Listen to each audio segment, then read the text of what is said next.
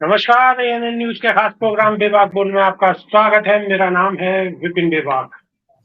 UP में उपचुनाव है, साथ ही महाराष्ट्र और झारखंड में भी चुनाव है। वहीं उत्तराखंड की एक सीट केदारनाथ पर भी चुनाव है। अब इस चुनावी सरगर्मी के बीच सभी पार्टी अपनी जीत के दावे ठोक रही। उसी के साथ नेता भी एक दूसरे पर कटाक्ष करने से नहीं चूक रहे। रैलियों में खुलकर एक दूसरे की बुराई चल रही है। इन बुराइयों के बीच नारेबाजी भी चरम सीमा पर है। देश के यशस्वी प्रधानमंत्री नरेंद्र दामोदर दास मोदी जी ने एक नया नारा दिया है, जिसमें उन्होंने कहा है कि एक है तो सेफ है। हालांकि इस नारे से ये पता नहीं चल पा रहा है कि किन लोगों को एक करने की बात कही जा रही है, क्योंकि इससे पहले उत्तर प्रदेश के मुख्यमंत्री योगी आदित्यनाथ ने बोला था कि बटेंगे तो कटेंगे, और प्रधानमंत्री जी कह रहे हैं कि एक है तो सेफ है। दोनों बातों का तो शायद एक ही मतलब निकलता है। चलिए, राजनीतिक पार्टियों के कुछ लोग हमारे साथ जुड़े हुए हैं, उनसे ही जान लेते हैं कि आखिर इन नारों का मतलब और मकसद आखिर है क्या। भारतीय जनता पार्टी से हमारे साथ एहसान खान साहब हैं, कांग्रेस से हमारे साथ राजेंद्र सागर कांग्रेस से हमारे साथ हैं, और राजनीतिक विश्लेषक राजीव सिंह हमारे साथ मौजूद है। स्वागत है सभी का। तो एहसान खान साहब, बटेंगे तो कटेंगे की आखिर जरूरत क्या थी, और सर कौन बटेगा और कौन कटेगा? बहुत बहुत धन्यवाद विपिन जी। ये एक नारा नहीं है, ये एक नारा नहीं है, मात्र एक नारा नहीं है। ये हमने जो दिया है, जो हमारे प्रधानमंत्री ने दिया है, जो हमारे योगी जी ने दिया है, ये सिर्फ और सिर्फ देश को एकत्रित करने की, देश के ताने बाने को मजबूत करने की, सभी जाति धर्मों को संग साथ रहने की, संगठित रहने की, और इस देश का वैभव बढ़ाने की और विकसित राष्ट्र बनाने की ओर अग्रसर होने के लिए कहा है कि हम एक रहेंगे और नेक रहेंगे, एक रहेंगे और सेफ रहेंगे। हम उनसे, ये नारा हमारा मात्र एक नारा नहीं है, ये चरितार्थ करने का हमें अब समय आ गया है कि हमें अपने देश को विकसित राष्ट्र बनाना है। क्योंकि पड़ोसी मुल्क, जो मुल्क हमारे पड़ोसी मुल्क है, वो कहीं ना कहीं हमारे विरोधी है, कहीं ना कहीं हमारे दुश्मन है। ये सत्यता है। केवल नेपाल को छोड़कर बाकी जो देश हैं वो हमारे मित्र नहीं हैं। और हमारे बॉर्डर सीमाएं, हमारी सेनाएं सशक्त मजबूत है, लेकिन हमारा जो देश का नागरिक है, जो राष्ट्र का देशभक्त है, हम उसको आह्वान कर रहे हैं कि अपने देश के लिए, अपने देश के समाज के लिए, अपने युवाओं के लिए और अपने सभी धर्मी जातियों के लिए हम एक रहकर देश की सेवा करने के लिए अग्रसर हैं। एहसान खान साहब, ठीक है। एहसान खान साहब, आपने कहा कि मित्र नहीं है। आखिर मित्र क्यों नहीं है? और अगर मित्र नहीं है तो फिर विश्व गुरु कैसे बन जाओगे सर, अगर मित्र नहीं है तो? और मित्र क्यों नहीं है? नहीं विपिन जी, ये कहना गलत है आपका। मित्र नहीं है, मित्र इसलिए नहीं है कि पाकिस्तान के पास, आप कह रहे हैं सर ये बात तो। हाँ, मैं कह रहा हूँ मित्र क्यों नहीं है, उसका एक उदाहरण देता हूँ आपको। पाकिस्तान आए दिन आतंकवाद को लेकर हिंदुस्तान पर आए दिन घुसपैठ कराता रहता है, और आए दिन उनका उग्रवादी आतंकवादी मारे जा रहे हैं। तो वो हमेशा भारत के खिलाफ या भारत के लोगों के खिलाफ वो षड्यंत्र रचता है, और इसीलिए हमारा मित्र नहीं है। अभी तालिबान है, वो भी उसी रेखा पर चल रहा है। और अभी जो बांग्लादेश की सरकार है, वो भी हमारे खिलाफ खड़ी हो गई है कि वो भी हमारे हिंदुओं को मार रही है। क्योंकि हमारा हिंदुस्तान दुनिया में एक ऐसा मुल्क है जो हिंदू मुल्क है, जो ज्यादातर हिंदू रहते हैं, ज्यादातर सनातनी रहते हैं। दुनिया में कोई मुल्क ऐसा नहीं है कि जो हिंदुओं के लिए हो। एक केवल मात्र एक हिंदुस्तान है जो हिंदुओं के लिए है। उसकी सुरक्षा के लिए, उसको बचाने के लिए, हिंदुओं को बचाने के लिए, दुनिया में रह रहे हिंदुओं की ताकत को बढ़ाने के लिए हमने कहा कि हिंदुस्तान के जो रहने वाले नागरिक हैं, हिंदू मुस्लिम सिख ईसाई, एक साथ होकर इसकी ताकत बढ़ाएं। ठीक है। राजेंद्र सागर जी सुन पा रहे हैं? सागर जी। जी जी जी सर, सवाल ये है कि बटेंगे और कटेंगे तो कौन? अगर सारे बटेंगे तो कटेंगे, आखिर ये किस लिए कहा गया है, और इसका मायने क्या है, इसका मतलब क्या है? विपिन जी, देखिए विपिन जी, अभी बीजेपी के हमारे भाई बहुत बढ़िया एक कहानी सुना रहे थे, और बड़े बढ़िया तरीके से उसको डिफाइन कर रहे थे, बटेंगे तो कटेंगे क्या है, या एक रहेंगे सेफ रहेंगे। मतलब इस देश के अंदर एक कानून चलता है, एक संविधान चलता है, पूरा देश एक है और उस संविधान के तहत लोकतंत्र चलता है। और ये जो अभी से उंगली खड़ी होने लगी इनकी तो, और जो है उसके बाद ये बोला मेरे मित्रों, नहीं अगर अरे पहले सुन लीजिए, अभी मैं आपको आपको आपको उसमें बोला नहीं था, पहले सुन लीजिए, सुनने की आदत डालिए, सुनने की आदत डालिए। विपिन जी ऐसे डिबेट नहीं हो पाएगी, ऐसे डिबेट नहीं हो पाएगी विपिन जी। फैसल खान साहब थोड़ा धैर्य रखिए, आप बोलने दीजिए, बोलिए सागर। बीजेपी वालों को सुनने की आदत ही नहीं है, क्योंकि ये सब तानाशाह बन गए हैं, इनके अंदर तानाशाही इतनी आ गई है, समझे। बटेंगे तो कटेंगे, इतना सुन नहीं पा रहे हैं, बटेंगे तो कटेंगे।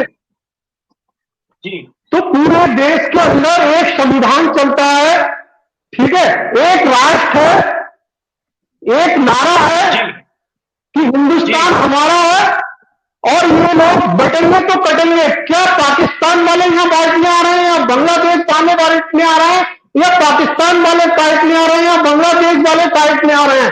ये इसी देश के अंदर भ्रम फैला के कि बटेंगे तो कटेंगे, आपस में लड़वा के, और ये सब जो है एक चुनावी रणनीति बना के केवल इन्हें वोट बैंक की राजनीति करनी है। इसीलिए ये बार बार कहते हैं बटेंगे तो कटेंगे। एक तरफ इनके एक नेता कहते हैं कि एक रहेंगे तो सेफ रहेंगे, और एक तरफ कह रहे हैं बटेंगे तो कटेंगे। मतलब कौन लोग बटेंगे, किसको बांटना चाह रहे हो, किसको काटना चाह रहे हो, इनको ये अभी समझ में नहीं आ रहा है, समझे। पूरा देश एक है, पूरा देश एक साथ खड़ा हो जाता है किसी भी मुसीबत में। ओके, हमारे साथ राजनीतिक विश्लेषक राजवीर सिंह मौजूद हैं, उनसे भी जान लेते हैं। राजवीर सिंह जी, मुख्यमंत्री का इस तरीके से कहना कि बटेंगे कटेंगे, आखिर इसके मायने क्या है सर, और आखिर इसकी जरूरत क्या पड़ गई?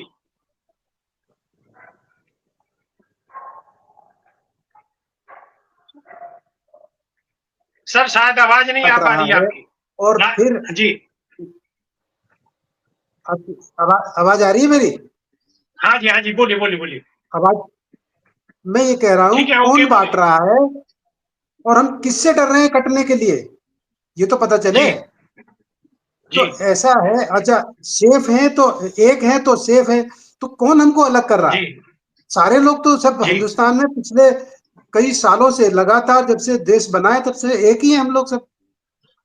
तो ये तो बेकार की नफरत की बात है कि कटेंगे तो, मतलब डराने की बात है, डराने की राजनीति है लोगों की कि बस मैं किसी पार्टी से बिलोंग नहीं करता, न मैं किसी से करता हूँ, लेकिन कटेंगे बटेंगे एक केवल आपका उसको राजनीतिक लाभ उठाने के लिए, लोगों को डराने के लिए है कि भैया आप एक हो जाओ। अरे भाई कौन बट कौन रहा है?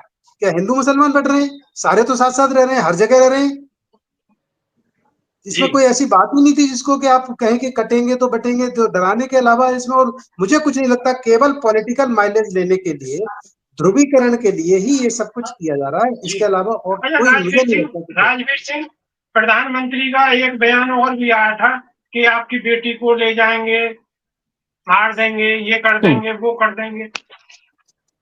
देखिए मैं आपको बताऊं कि प्रधानमंत्री जैसे पद के इतने यशस्वी प्रधानमंत्री हैं, उनको ये भाषा बिल्कुल भी अच्छी नहीं, शोभा देती नहीं है।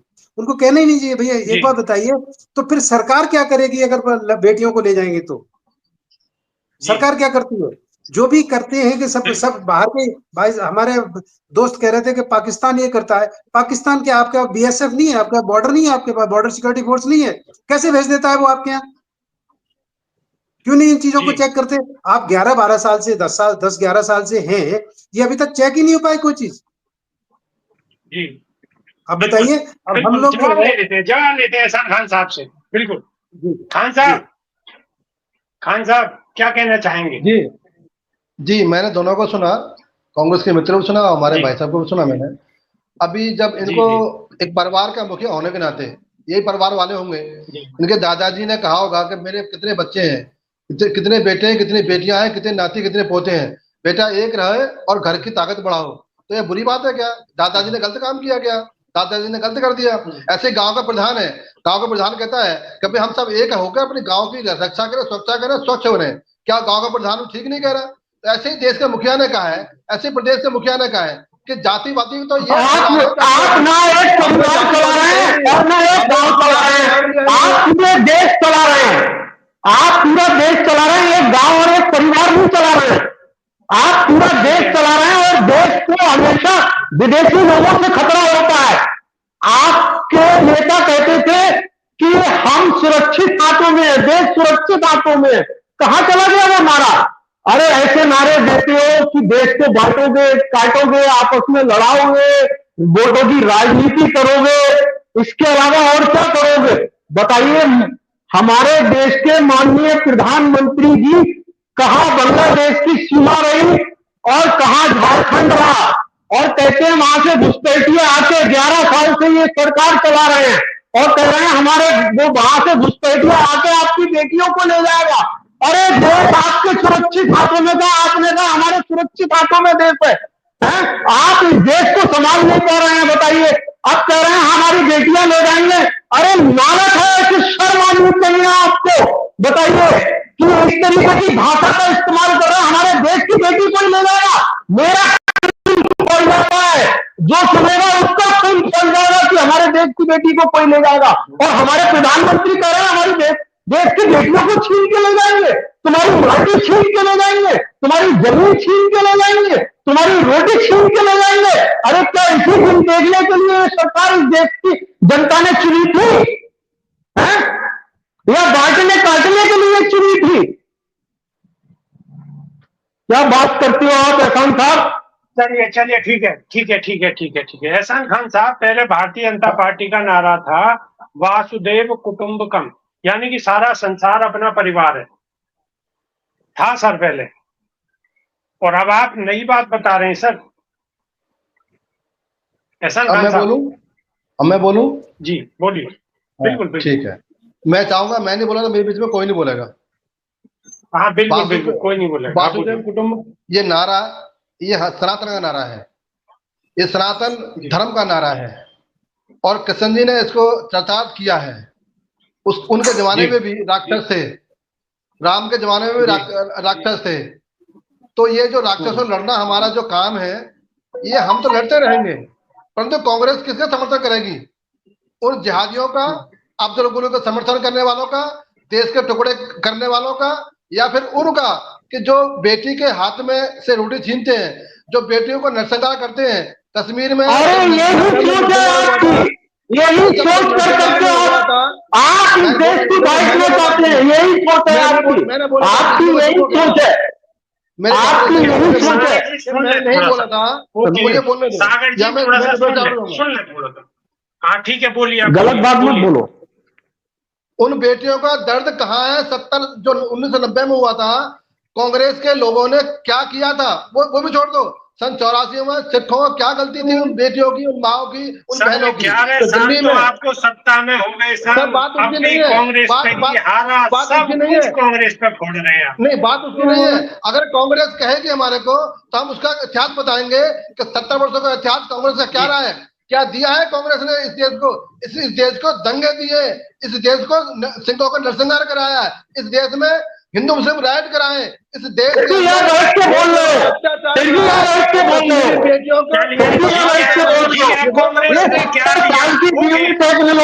ठीक है। कांग्रेस ने क्या दिया है, ये कांग्रेस के नेता से ही पूछते हैं, आप बताइए सागर जी, कांग्रेस ने क्या दिया है बताइए। एक मिनट, हमने क्या दिया है? सुन लेते हैं, पहले सुन लेते हैं सर। पहले मुझे सुनो, नहीं पहले मुझे बोले दो। आपने दंगे दिए, आपस में बांटने का काम किया है, काटने का काम किया है, भाई से भाई को लड़ाने का काम किया है, आपने ये किया है। आप बता दीजिए आपने अब तक पांच कोई काम ऐसे बता दीजिए जो आपने किए हो आज तक इस स्तर पे, बता दीजिए। आपने जितनी सड़कें बनवाई सब टूट रही है, जितने पुल बनवाए सब टूट रहे हैं, बताइए आपने क्या किया? सागर जी 5 काम पूछे लेते हैं, अच्छे काम 5 पूछे लेते हैं, ठीक है? 5 काम बता दीजिए सर अच्छे। हमारे कांग्रेस के नेता पूछ रहे 5 काम अच्छे बता दीजिए। अरे मैं तो 50 बताऊंगा, नहीं कांग्रेस अपना एक काम अच्छा बता देगी, मैं गुलामी कर लूंगा। अरे 5 ही बता दो, 5 5 ही बता दो, केवल 5 बता दो, 50 को बहुत बड़ी बात है, 5 बता दो। कांग्रेस के नेता को आप 5 काम बता दीजिए, बता दीजिए 5। मैं कह रहा हूँ कांग्रेस को नहीं, मैं देश को बताऊंगा 50 काम, और कांग्रेस अपना एक काम बता देती है। मैं तो एक ही पूछ रहा हूँ, पांच बोल रहे हैं, मैं एक पूछ रहा हूँ। अब रहे तो हमने क्या किया है, छोड़ दो हमने क्या किया है।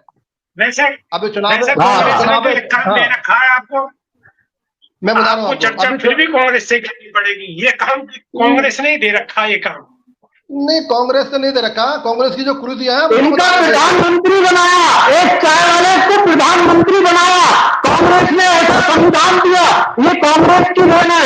आज जहां बैठ के बोल रहे हैं ये कांग्रेस की देन है, ये टेक्नोलॉजी जो है वो कांग्रेस की देन है। कांग्रेस ने श्वेत क्रांति दी, हरित क्रांति दी, पंचायती राज दिया, सब कुछ दिया कांग्रेस का, से लेकर इतने काम बता दिए कांग्रेसी नेता ने। कांग्रेस ने क्या क्या दिया, आप 5 काम बता दीजिए सर। उन्होंने तो गिनवा दिए काम, मैं बता रहा हूँ 5 काम गिनवा दीजिए। अरे सुन तो मेरी बात, सुन तो रहा, मैं सुन तो रहा, मेरी बात बता रहा हूँ अभी। उसी संविधान निर्माता को, बाबा साहब भीम का अम्बेडकर जी को हराने काम कांग्रेस ने किया। उसी बाबा साहब भीमराव, अरे तुम्हें कुछ पता ही नहीं है, बाबा साहब डॉक्टर भीमराव अम्बेडकर जी को कांग्रेस ने ही शरणों भेजने का काम किया, अपने एक सदस्य से इस्तीफा दिलवा के भेजने का काम किया। आपको कुछ नहीं पता, ये सब आरएसएस का प्रोपेगेंडा था, और आरएसएस ने किया था। आरएसएस ने हमेशा देश को बांटने का काम किया, अंग्रेजों की मुखबरी की, अंग्रेजों की पेंशन खाई, इसके अलावा कुछ नहीं किया। देश के लोगों को मुखबरी की, इसके अलावा कुछ नहीं किया। जैसे गुनहगार है, जैसे गुनहगार है ये लोग। और सुनो, आज प्रोटेस्ट को डाउन कर रहे हैं। एहसान खान साहब, कांग्रेस ने ही बाबा साहब को समिति में रखने का काम किया। कांग्रेस ने उस बाबा साहब को हटाने का काम किया, हराने का काम किया। जवाहरलाल नेहरू ने हराने का काम किया, हटाने का काम किया। इतिहास गवाह है। ठीक है, आप अपने अपने तरीके से आप बताते रहेंगे। हमारे साथ राजवीर सिंह है, वो बताएंगे। राजवीर जी, ओके फिर अभी आप और याद कर लीजिए काम। मैं इतना राजवीर सिंह के पास चलते हैं, हम उनसे सारे काम याद है। ओके सर, थोड़ा सा सर नए मेहमान है, उन्हें भी थोड़ा टाइम देना पड़ेगा। जी राजवीर जी। भाई साहब एक बात बताइए कि जैसे कांग्रेस, पहले तो आपकी डिबेट ही अपनी पटरी से उतर गई। डिबेट थी बटेंगे तो कटेंगे। अच्छा, तो कांग्रेस ने, मैं कांग्रेस के काम, भले ही मैं कांग्रेस में नहीं हूं, लेकिन कांग्रेस के काम बताए दे रहा हूं। कांग्रेस ने सबसे पहले सन 71 में बांग्लादेश का निर्माण कराया, पाकिस्तान के 2 टुकड़े किए, जिसका ये रोज रोना रोती है। ये कांग्रेस की देन थी जिसने 2 टुकड़े किए। सन 74 में अमेरिका के विरोध के बावजूद भी इस देश को न्यूक्लियर पावर बनाया। 98 में नहीं बनाया न्यूक्लियर पावर, ये सन 74 में बनाया, पहली बार इंदिरा जी ने बनाया। तो ऐसे काम करिए, देखिए ना कि कितने कितने अच्छे काम किए हैं। अब 70 साल में 20 साल तो हमारे लोगों को भी हो गए ना भाई। 11 साल अभी हो गए, 6 साल अटल जी को हो गए थे। उससे पहले 2.5 साल अटल जी की सरकार और थी, 77 से 80 तक। उसमें भी तो थे वो। उसमें इन चीजों में क्यों पढ़ना है? इस चीज से क्या मतलब है? हमें तो आज की डिबेट में बात करनी है कि इसका क्या उद्देश्य है कि कटेंगे तो कटेंगे, बटेंगे तो कटेंगे। हिस्ट्री तो बहुत बड़ी है, और मोदी जी अच्छा काम कर रहे हैं, कोई गलत बात नहीं है। लेकिन केवल ध्रुवीकरण बंद कर दे, ध्रुवीकरण नहीं करना चाहिए। और इतने बड़े स्तर के आदमी को, छोटे स्तर के आदमी, वो विश्व स्तर के नेता हैं भाई। योगी जी एक बार कहेंगे तो ठीक है, उसी चीज को दोहराए दूसरे तरीके से कि एक रहेंगे तो सेफ रहेंगे, तो चीज तो वही है, कटेंगे तो बटेंगे। वो चीज नहीं करना चाहिए इतने बड़े स्तर के नेता को। बाकी तो एक और भी बात है राजवीर जी, एक और बात है। जब वासुदेव कुटुंबकम की बात हो रही है कि सारी दुनिया, सारा संसार अपना परिवार है, तो फिर ये उसमें तो ये बिल्कुल बात फिट नहीं बैठती कि कटेंगे तो बटेंगे। लेकिन भाई वसुदेव कुटुंबकम करेंगे तो पाकिस्तान को भी कुटुंब में मिलाना पड़ेगा आपको, और पाकिस्तान को मिला लिया तो वोट कहां से मिलेंगे हमें? आप समझ रहे हैं ना? वो तो ये कुछ नहीं है, केवल खुल के समझाइए राजवीर जी, खुल के समझाइए, दर्शक समझ नहीं पाएंगे। थोड़ा सा खुल के पॉलिटिकल स्टंट है और कुछ नहीं है। ये केवल लोगों को डरा के लोग, अजय एक बात बताइए, अभी आज हमारे यहाँ पूरा देश, अभी खान साहब भी कह रहे थे कि हिंदुओं का देश है, तो फिर हिंदू खतरे में कहां से आ गया हर जगह से? जी, आपका राष्ट्रपति, आपका जनरल, आपका प्राइम मिनिस्टर, आपका होम मिनिस्टर, सब तो हिंदू हैं। एक कैबिनेट में एक मंत्री नहीं मुसलमान रखा, फिर भी हिंदू खतरे में। तो ये सब, ये चीजें अच्छी नहीं इस स्तर के नेताओं को। खान साहब से जवाब ले लेते हैं। खान साहब ने काम भी याद तो पूरे होंगे ही, उन्हें भी बताएंगे और खान साहब से जवाब भी ले लेते हैं। जी एहसान खान साहब, जी। अब आप बताइए, आपको अब और कोई नहीं बोलेगा, आप ही बताइए। जी खान साहब। जी, हम उत्तर प्रदेश में उपचुनाव चल रहे हैं। उत्तर प्रदेश में उपचुनाव चल रहे हैं और उत्तर प्रदेश को क्या दिया इन 7 वर्षों में, 8 वर्षों में, शायद मैं गिना दूंगा तो कांग्रेस में एक भी पे नहीं खड़ी होगी। 1 डिस्ट्रिक्ट 1 प्रोडक्ट। हाँ, ये दिया है, बटेंगे तो कटेंगे, बटेंगे तो कटेंगे, ये दिया है। हिंदू मुस्लिम दिया है, आपस में लड़वाने का काम दिया है, ये दिया है आपने उत्तर प्रदेश में 7 साल में। सुन लेते हैं। कांग्रेस के बगैर तो इनकी बात पूरी नहीं होगी, इनके पास अपना कुछ है ही नहीं कहने को। इनको बोलने अरे कुछ अपना सुना दो, इनको बोलने दो बोलो भैया, कुछ अपना सुना दो, आपके पास कुछ अपना हो। चलिए खान साहब बोलिए, खान साहब बोलिए। अगर मैं बोलूंगा तो फिर मैं बहुत ऊंचा बोलूंगा, ऐसा बोलूंगा फिर इनको उठ जाएंगे। मैं शांति से बोलता हूँ और सभ्य से बोलता हूँ, तो मुझे बोलने दो। मुझे बोलना भी आता है, मेरी जुबान भी है। हाँ ठीक है। और मेरी जुबान कितनी अच्छी है ये मैं जानता हूँ। उत्तर प्रदेश में जब 17 में योगी जी आते हैं तो 1 डिस्ट्रिक्ट 1 प्रोडक्ट केवल पहली बार उत्तर प्रदेश में ऐसा लागू हुआ कि जो कारिंदे हैं, जो दस्तकार हैं, जो हस्तशिल्प करने वाले व्यक्ति हैं, किसी समाज के हैं और ज्यादातर मुसलमान हैं। मुझे कहने में कोई बुराई नहीं है, चाहे आगरा देखो, चाहे अलीगढ़ देखो, चाहे मेरठ देखो, चाहे मुजफ्फरनगर देखो, चाहे बरेली देखो, चाहे बनारस देखो, ज्यादातर लोग बुनकर हैं, ज्यादातर लोग लोहे काम करने वाले हैं। 1 डिस्ट्रिक्ट 1 प्रोडक्ट, यानी एक जिले के एक प्रोडक्ट को प्रोडक्ट में हमें बदलना है और आगे इसको अपलिफ्ट करना है। सबसे बेहतरीन काम हुआ ये प्रदेश के लिए। प्रदेश के अंदर लॉ एंड ऑर्डर कैसे किया जाए, कैसे बनाया जाए, उस पर काम हुआ। रोड के ऊपर जो उत्तर प्रदेश की जो सड़क है उसको जाल बिछाया जाए। और सबसे बड़ा काम जो किसानों के लिए हुआ है, जो 18 घंटे बिजली के देने का काम किया है, सबसे उत्तम काम है। इसी से किसानों की आय दुगनी होने वाली है। पहले 2 घंटे बिजली मिलती थी, आज 18 घंटे, 12 घंटे, 6 घंटे बिजली मिलती है किसानों में। मैं किसान का बेटा हूँ, मैं किसान का बेटा हूँ। आपके हिसाब से किसानों की आय दुगनी हो गई सर? चौगुनी सर, चौगुनी। जब बिजली मिलेगी, मैं बता रहा हूँ, चौगुनी। जब किसानों को बिजली मिलेगी, पानी मिलेगा, उसकी फसल नहीं सूखेगी, तो उसकी आय दोगुनी चौगुनी हो जाएगी। ये सबसे अच्छे काम किए हैं। और रही बात है कि हिंदू मुस्लिम सिख इसाई का जो गठजोड़ है उसमें मजबूत हुआ है। और राम मंदिर, सुन लो, मुझे बोलने दो ना। हिंदू उत्तर प्रदेश में जो तीर्थ स्थल थे, जो लुप्त थे, चाहे राम मंदिर हो, चाहे बाबा विश्वनाथ कॉरिडोर हो, चाहे मथुरा का कॉरिडोर हो, चाहे और भी हमारे जो धर्म स्थल है, चाहे सरयू नदी हो, उसको उजाले का, सनातन संस्कृति को, सनातन संस्कारों को, हिंदू की छवि को और सनातन धर्म के एक प्रकाश को उठाने का काम किया है। ये बड़ी उपलब्धियां हैं। हिंदुस्तान सनातन जाना जाता है, हिंदुस्तान हिंदू नाम जाना जाता है, ना कि किसी और नाम से। और हमारे संस्कार, हमारी संस्कृति, हमारे ऋषि मुनियों की तपस्या है जो हिंदुस्तान में सभ्यता है, एकता है, भाईचारा है। ये तपस्या की हमारी, ये प्रभु राम की देन है, ये कृष्ण की देन है। ठीक है सर। अब एक सवाल ये है सर कि आपके हिसाब से किसानों की आय दुगनी हो गई उत्तर प्रदेश में? हो गई? 4 गुनी हो गई। ठीक है, ओके। सागर जी, किसानों की आय चाहे वो 4 गुनी हो गई, क्या कहना चाहोगे?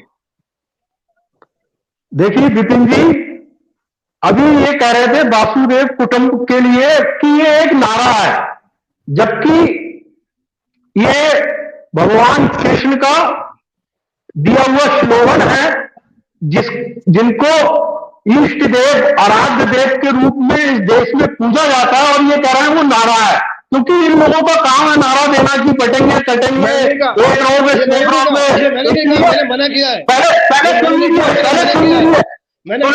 सुन लीजिए।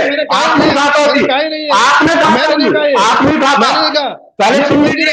अभी आप ही कह रहे थे, मैंने कहा था अभी आप ही कह रहे थे कि ये नारा नहीं है, गीता का श्लोक है, ये नारा नहीं है, गीता का श्लोक है, यही चीज है ये गीता कि का श्लोक तुम है। धार्मिक उसमें बांट के बस तुम धर्म की बातों पे आ जाते हो मैंने नहीं कहा, कि हमने मैंने इतने नहीं कहा, मंदिर खड़े करे, हमने नहीं इतनी कहा, मस्जिद बनाई, हमने मैंने ये नहीं करा, कहा। हमने वो करा। कभी भी ये बताओ कितने शिक्षा संस्थान बनाए, कितने हॉस्पिटल बनाए, कितने रोड बनाए आपने उत्तर प्रदेश के अंदर इन 7 सालों के अंदर? आप लोग वन डिस्ट्रिक्ट वन कार की बात कर रहे हो, आपने बरेली का नाम लिया। बरेली में कार चोरी का काम आप लोगों की सरकार में बंद हो गया।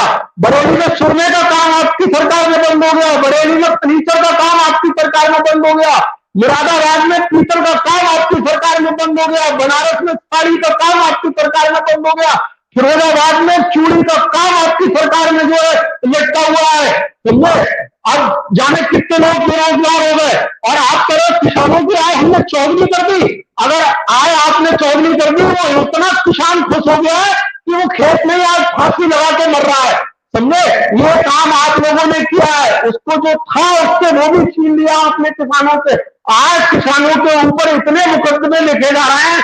आपके मंत्री अगर किसान बोलता है तो उसके ऊपर जो है थार चढ़ाने का काम करते हैं। अगर किसान अपनी बात कहता है तो दिल्ली के बॉर्डर पे जो है टीमें लगवा दी जाती हैं, उनको आतंकवादी कहा जाता है, खालिस्तानी किया कहा जाता है।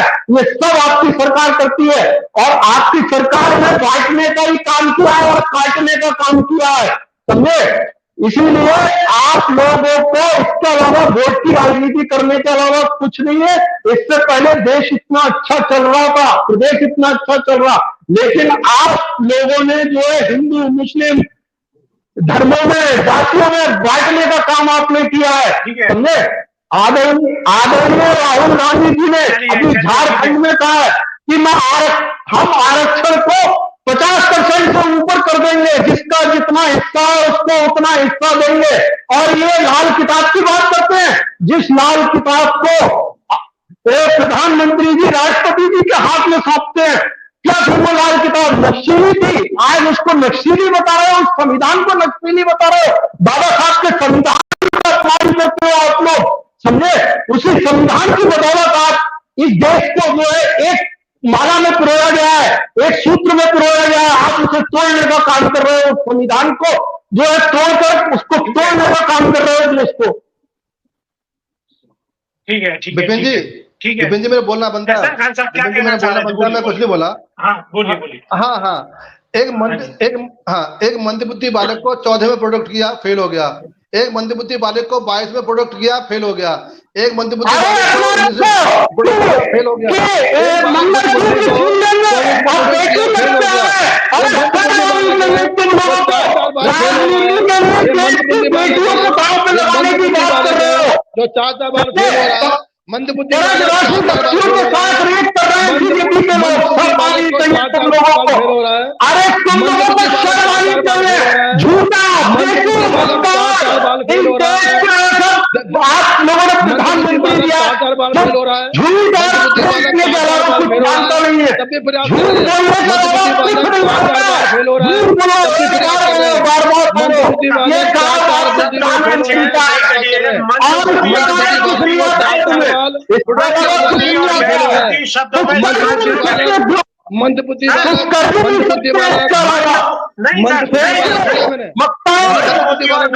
शब्दों का इस्तेमाल नहीं करना चाहिए सर। नहीं मंदबुद्धि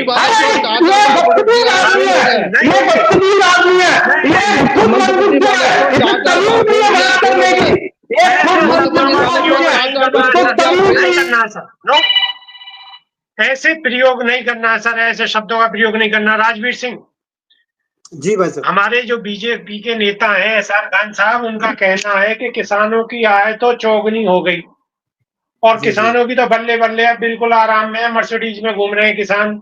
आप कितना इत्तेफाक रखते हैं? बीजेपी को ऐसी सुरक्षा पाते हैं ये।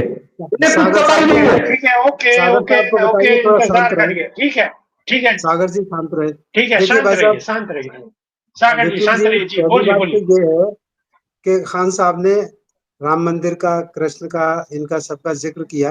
मैं अनुरोध करूंगा हमारे माननीय और सभी नेताओं से कि ये काम शंकराचार्यों पे छोड़ दें।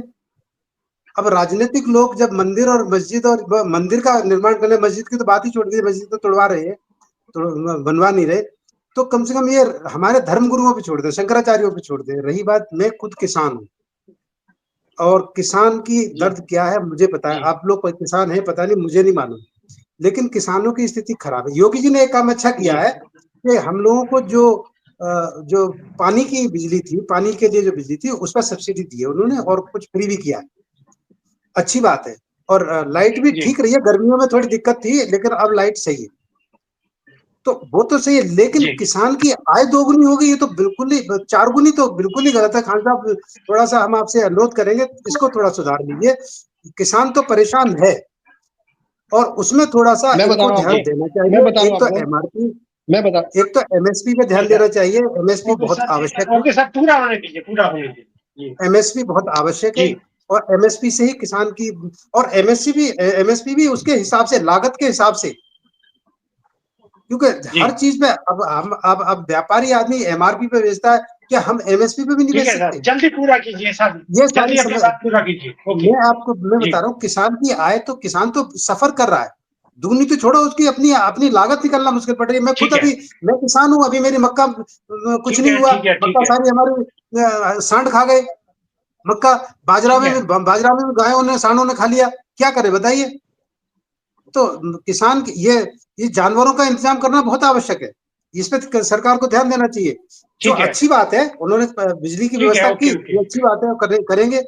बाकी तो ये सब ठीक है सर। अब हमें समय इजाजत नहीं देता सर, समय हमें इजाजत नहीं देता, हमें प्रोग्राम यहीं पर खत्म करना होगा। लेकिन सभी नेताओं से यही उम्मीद रहेगी कि ये बटेंगे कटेंगे, ये राजनीति ना की जाए। सिर्फ जनता के जो मेन मुद्दे हैं उन पे अगर बात की जाए तो वो देश के लिए, प्रदेश के लिए और युवाओं के लिए, हर बंदे के लिए वो ज्यादा बेहतर रहेगा। तो आपका बहुत बहुत शुक्रिया, धन्यवाद, नमस्कार।